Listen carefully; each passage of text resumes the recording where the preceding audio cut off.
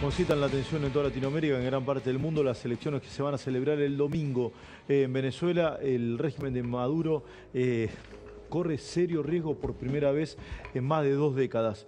Hoy temprano, luego del encuentro entre Macron y el presidente Javier Milei, el mandatario argentino se comunicó con María Corina Machado, que es la principal referente de la oposición en aquel país. Escribió María Corina: tuve una grata conversación hoy con Javier Milei, presidente de Argentina, a quien agradecí por el apoyo y compromiso de su gobierno y del equipo político de la Cancillería Argentina durante estos meses tan difíciles para los venezolanos y para nuestra gente en los comandos de campaña. Le reiteré mi confianza en el inquebrantable espíritu libertario de los venezolanos y nuestra convicción de que este 28J será una gesta cívica histórica.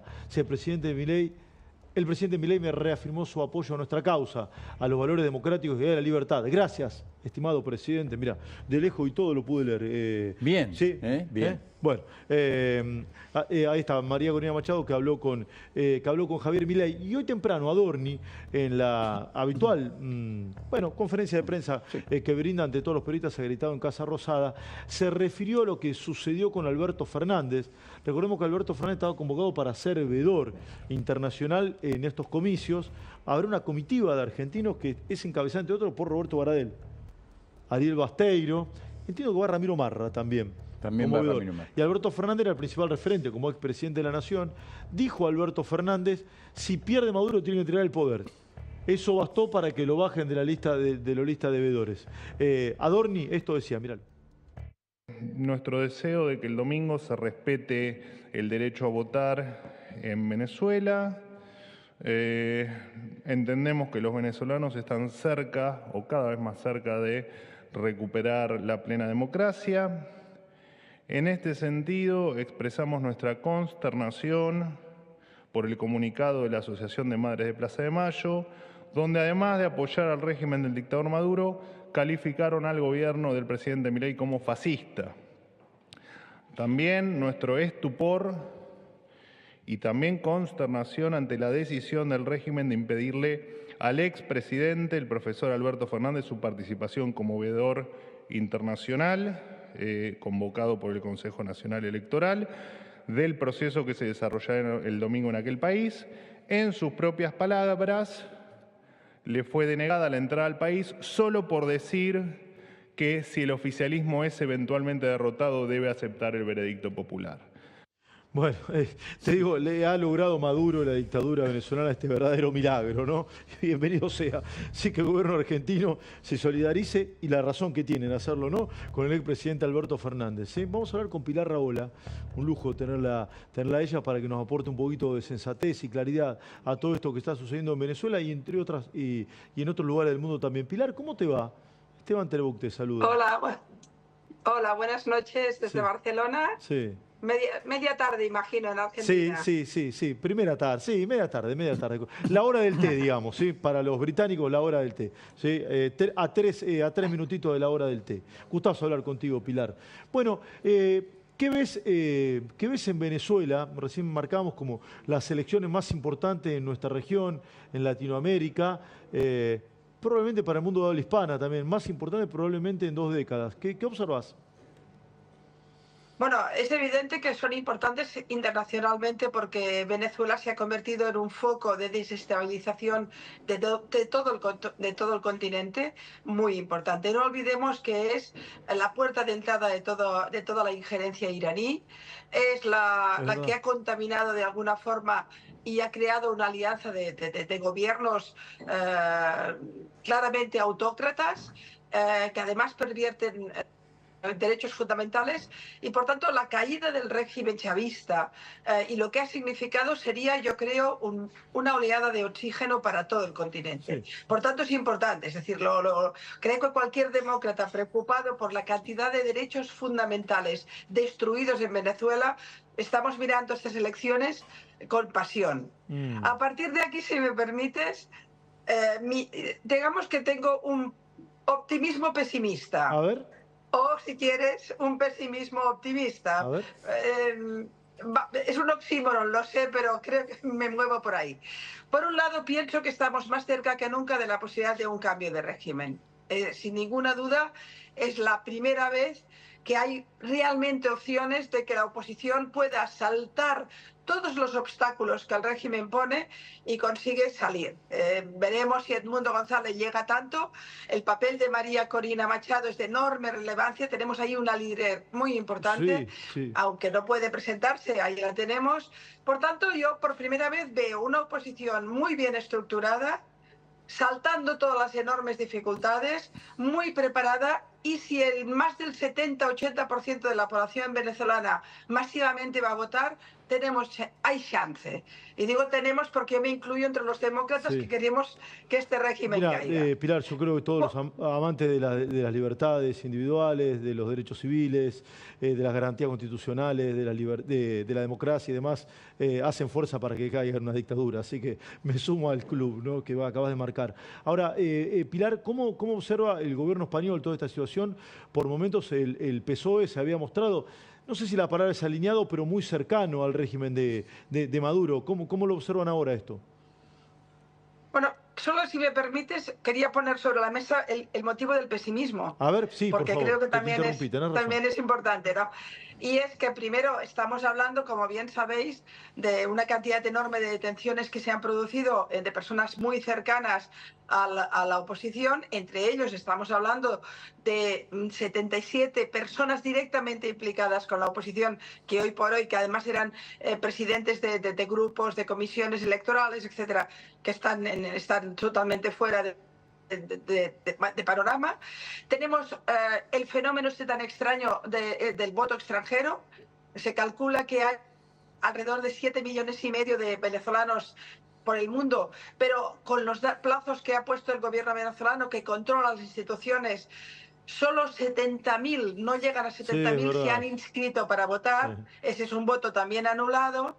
Y luego el poderío que tiene el chavismo, que tiene el madurismo, si quieres llamarlo, del control de la prensa, el control de los movimientos sociales, el control e incluso el fraude que conocemos históricamente que se va produciendo. De ahí que cuidado, que tienen posibilidades, pero los obstáculos son gigantes. Estos tipos no van a dejar el poder. El poder es no solo poder político, es económico privado. E impunidad, Pilar, también, ¿no? Económicos enormes. Te sumo, e impunidad también. ¿Te sumo eso, te parece? Absoluta. Hay impunidad en el atropello permanente a los derechos fundamentales, que alguien alguna vez va a pedir explicaciones de esto. Hay cárceles llenas, hay un régimen instalado en la corrupción endémica, hay intereses económicos y geopolíticos de enorme importancia, y económicos también, es decir, intereses iraníes, intereses chinos, etcétera, que ahí también juegan, de manera que son unas elecciones difíciles para la oposición, siendo las mejores.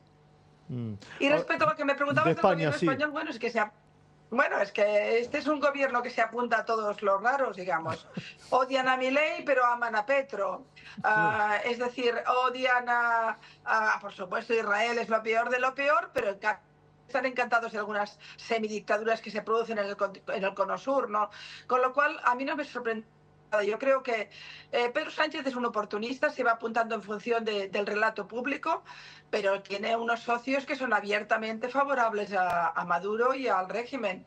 Con lo cual, este gobierno, es verdad que tenemos a Zapatero, que tiene una posición diferente, pero Pedro Sánchez va a estar encantado, igual que no hizo sus desprecios al gobierno cuando Milei fue investido, ni tan solo fue a la investidura, y por tanto hizo todo su digamos, protocolo de desprecios, que luego se derivó en la crisis que se derivó. Pero en cambio yo creo que con Maduro va a estar encantado. Es decir, España no es un país en estos momentos, España solo le interesa hablar del tema palestino porque es lo que es políticamente correcto y lo que sale en las manifestaciones. Hablar de los derechos fundamentales de los venezolanos, eso nunca les ha interesado. Qué bueno lo que está diciendo, Pilar, qué interesante lo que está diciendo. Viste que en Argentina, y vos lo ves a la distancia y lo analizás con mucha agudeza, se ha generado una verdadera revolución de la incorrección, ¿no? Y esa incorrección política ha llevado a Javier Milei, que puede gustar mucho o poco nada, a la presidencia de la nación. En cambio, España vuelve a estar embebido de una gran corrección política, ¿no? Sí, pero te cuento, es decir, el fenómeno argentino es un fenómeno que se puede producir en más lugares de Europa. Yo veo dos corrientes. Yo veo una corriente instaladísima en el políticamente correcto y que podríamos entroncarla con el fenómeno woke americano. De golpe, todo el catecismo del protocolo del buen progresista, del buen izquierdoso, se cumple. Y entonces hay que odiar a Israel, hay que odiar a Trump, hay que odiar a Milei, hay que ser políticamente correcto en las palabras, el relato, en fin, todo esto que ya conocemos. Pero al mismo tiempo veo una reacción en la ciudadanía y obviamente también en opciones políticas precisamente en favor de la incorrección, que muy a menudo es acusada de ser extrema derecha o fascismo, porque esto se usa de cualquier manera, pero lo que se está produciendo es una reacción de un sobreexceso de políticamente correcto en las ideologías más de izquierdas, que lo han impuesto casi con forceps. Y empieza a haber gente cansada. Gente muy cansada de que algunos aspectos, por ejemplo, en España es prácticamente imposible poder debatir sobre el fenómeno salafista vinculado al islamismo radical, porque, inmediatamente te consideran islamófobo. No se puede hablar del fenómeno migratorio porque puede ser fascista. No puedes hablar en favor de los secuestrados Claro, del 7 de octubre porque eres... Para no dar el debate, lo mejor es descalificar al interlocutor. En Argentina durante muchos años, y hoy es un día importante para un movimiento político en Argentina porque se cumple un aniversario del fallecimiento de María Eva Duarte de Perón. Muchas veces cuando uno va a objetar cuestiones y lógica del peronismo, inmediatamente, gorila. Inmediatamente la descalificación al interlocutor sin tratar de observar o tomar el núcleo de la discusión. Es una analogía válida, me parece, a lo que estás planteando, ¿no, Pilar? Bueno, es que desde siempre hay una parte de la izquierda que ha tenido posiciones fascistas. Yo creo que esto hay que decirlo con rotundidad. Es decir, si entendemos que el fascismo de derechas es aquella voluntad, bueno, viene de una ideología concreta y tal, pero luego se ha ido derivando en la idea de hacer democracias autárquicas, autoritarias, donde se destruyen derechos. Hay un fascismo de izquierdas que ha hecho esto. Y eso nunca se reconoce. Con lo cual te encuentras con que hay un relato de izquierdas que quiere imponer el pensamiento único. Quien no está en ese pensamiento único recibe la marabunta. Claro. Es decir, inmediatamente aquí os llaman gorilas, allá nos llaman fascistas o amigos de genocidas o cualquier barbaridad. La cuestión es matar el debate. Es decir, lo que ha impuesto lo políticamente correcto está imponiendo el pensamiento único, la negación del debate, la sustitución del debate por la consigna. Hoy no estamos debatiendo ideas, estamos peleándonos con consignas, lo cual imposibilita completamente un mínimo de inteligencia política. Buenísimo, la discusión de los eslogans, interesantísimo, Pilar, lo que planteás y escucharte. ¿Cómo ves, cómo observás a la distancia, pero muy bien informada, estos primeros meses de gobierno de Javier Milei aquí en Argentina? Bueno, yo creo que Javier Milei está demostrando que no es ese loco raro que de memes permanentes que veíamos en todas partes, sino que realmente es un tipo que sabe lo que quiere hacer. ¿Lo va a hacer bien? Veremos. ¿Lo va a conseguir todo? Veremos. Pero está planteando cuestiones que son de fondo y a mí me parece que en estos momentos estamos hablando de alguien que es escuchado, que hay que tenerlo en cuenta y que está empezando a cambiar el rumbo de Argentina. Javier Milei ha sido una revolución. Contrariamente a lo que pensarían los revolucionarios de los 60, él sí ha sido un gran revolucionario porque ha cambiado el paradigma en Argentina. ¿Esto acabará bien? Yo no lo puedo garantizar ni no puedo especular con eso. Sí. Pero ha intentado lo que nunca se intentó o nunca se consiguió, que es darle la vuelta a Argentina. Le ha dado un golpe a la mesa y eso me parece que lo está haciendo bien.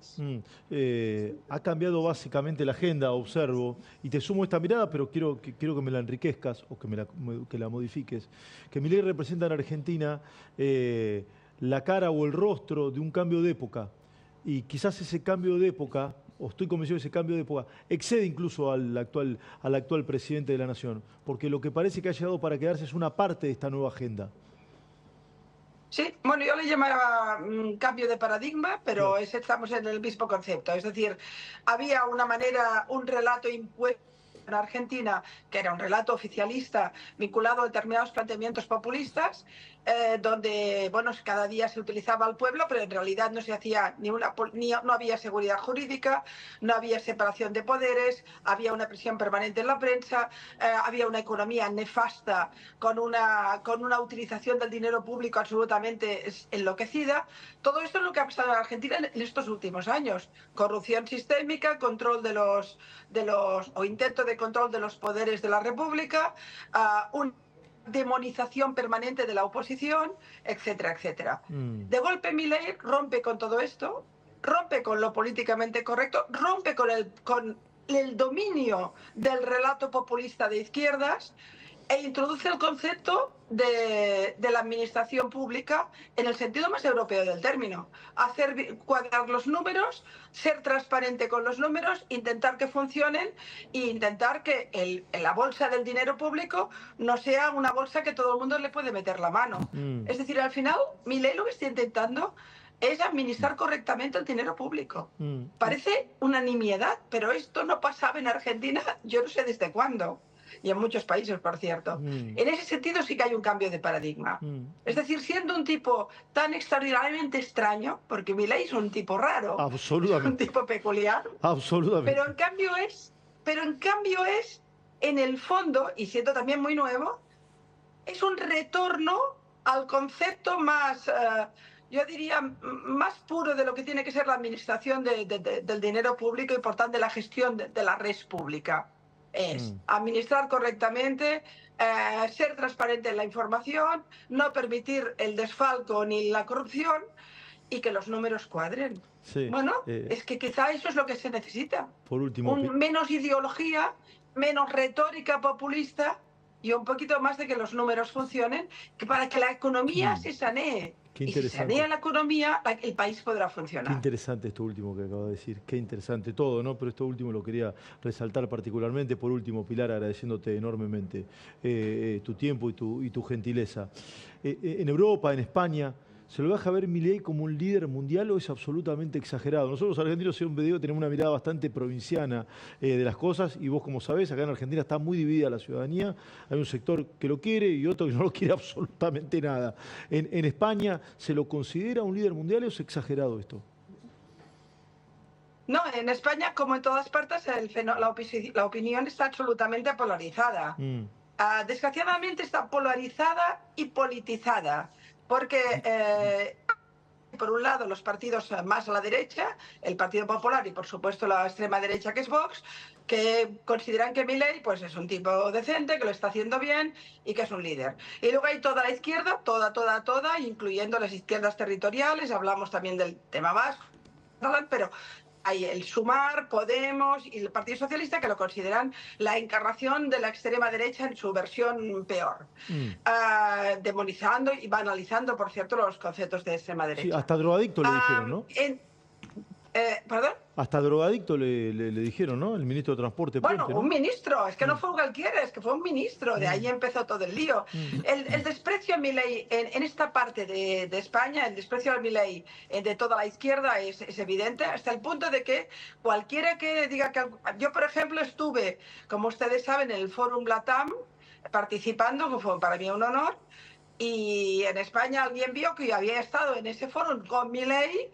Y bueno, de golpe yo ya pasaba a ser casi de extrema derecha. Es decir, llega un momento en que, como repetía antes, como decía antes, lo repito, en lugar de debatir sobre este señor, cómo lo está haciendo, si bien o mal, si los números cuadran, lo que hacemos es le ponemos una etiqueta y punto. Lo enviamos al infierno y ya no existe. Está buenísimo. Ya es el malo de la película, ¿no? Así no podemos funcionar ni intelectualmente ni políticamente.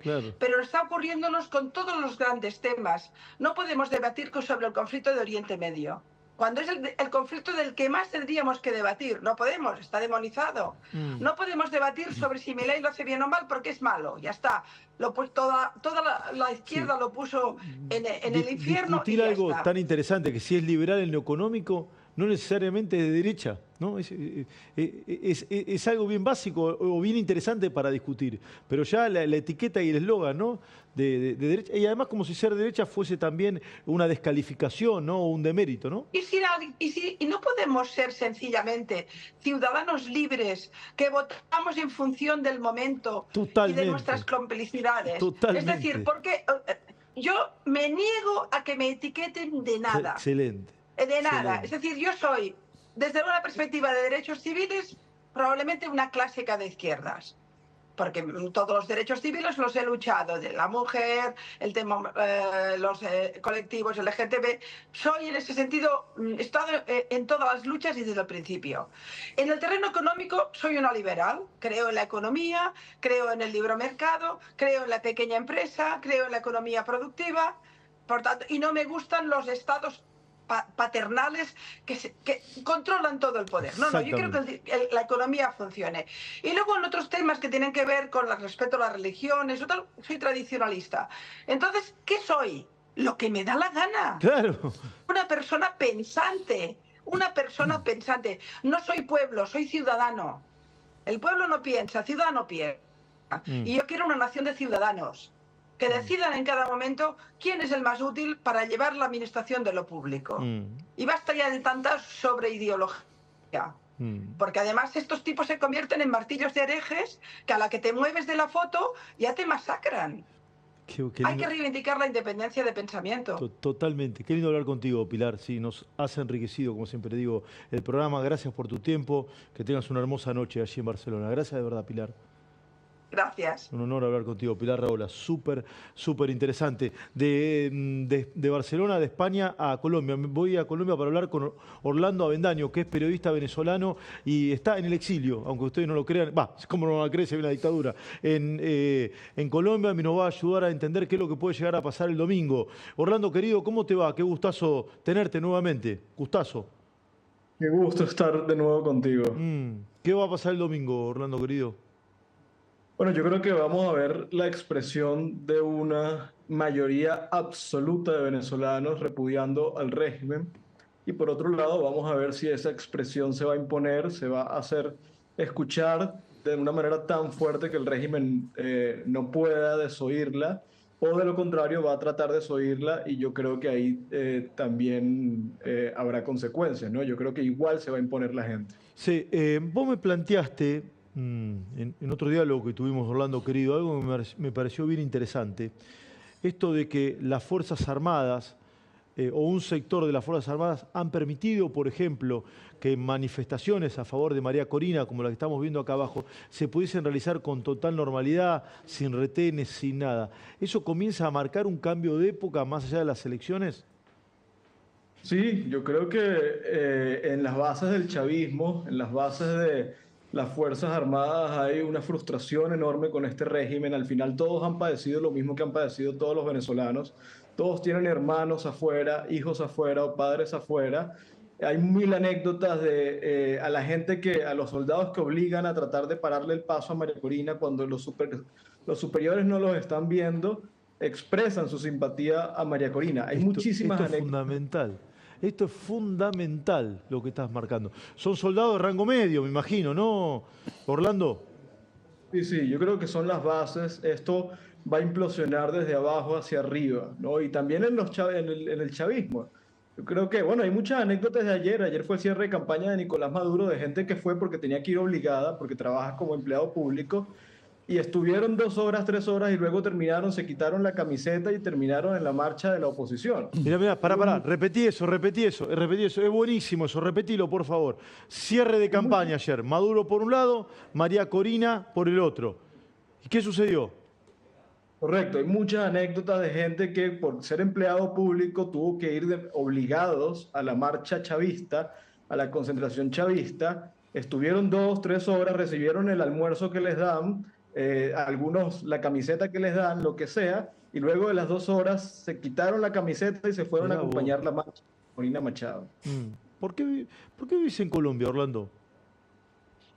Bueno, yo tengo varios años fuera del país, pero este año en particular yo tengo una orden de captura en Venezuela. A mí me allanaron la casa de mis padres. ¿Mataste a alguien? No, no he matado a nadie, no he hecho esas cosas. Lo que he hecho ¿Te es robaste hablar. algo? Tampoco he robado, ¿Qué hiciste? tampoco he robado. Me he expresado, es lo único que yo he hecho. He escrito Claro. en Twitter, en mi medio, en el medio en el que trabajo. Eso es lo único que yo he hecho, pero eso es suficiente, Esteban. Eso es Sí, suficiente sabes. para que te persigan. Eso es un delito allá. Vos te expresaste en contra de la dictadura venezolana, del medio que trabajabas y te allanaron tu casa y hoy tenés un pedido de captura, ¿es así? Sí, sí, sí, sí. Yo soy disidente de manera explícita y bueno, sí, he recibido ataques, amenazas de Nicolás Maduro, de la gente que lo rodea, pero esto es parte de esto, ¿no? Yo no soy el primero ni seré el último, aunque esperemos que los últimos sean este fin de semana, pero todo el que se expresa o el que tiene autonomía en Venezuela corre un riesgo y es perseguido. ¿Podés? Lo obvio hay que preguntarlo en el periodismo, me dijeron alguna vez. ¿Podés ir ahora a Caracas a cubrir las elecciones? Hoy, probablemente haya consecuencias, haya, sí. ¿Cómo se vive hoy en Venezuela, Orlando? Mira, hay mucha emoción, Mira. obviamente hay mucha ansiedad, hay mucha tensión, hay mucho miedo por un lado, pero el miedo, Esteban, se ha transformado en compromiso. Ustedes saben las anécdotas, deben estar al tanto de que no había restaurante donde se parara a almorzar María Corina, u hotel en el que se hospedara, que no lo cerrara, que no lo sancionara. ¿Cuál era la respuesta a la gente? Cuando cerraron el hotel en el que ella se quedó en Maracaibo, una ciudad importante del país, como 100 personas salieron a decir, pero quédate en mi casa, hospédate en mi casa. En los restaurantes la gente lo cierran y le dicen, pero almuerza aquí, o le llevan Qué comida o lo que sea. impresionante. La gente no importa. La gente, Impresionante. aunque hay miedo, el miedo lo que ha funcionado es como combustible de este movimiento. Orlando, querido, quería escucharte, hablamos anoche también, es súper interesante tu mirada y nos ilustra, nos pinta una acuarela también en estas horas previas a la selección el día domingo. Te mando un abrazo cercano, Orlando, querido, lo mejor para ti, para tu familia. Abrazo. Gracias por estar ahí, por el apoyo. Gracias. Orlando Avendaño, sí, periodista con pedido de captura, sí, por haber escrito en contra de Maduro. Vive en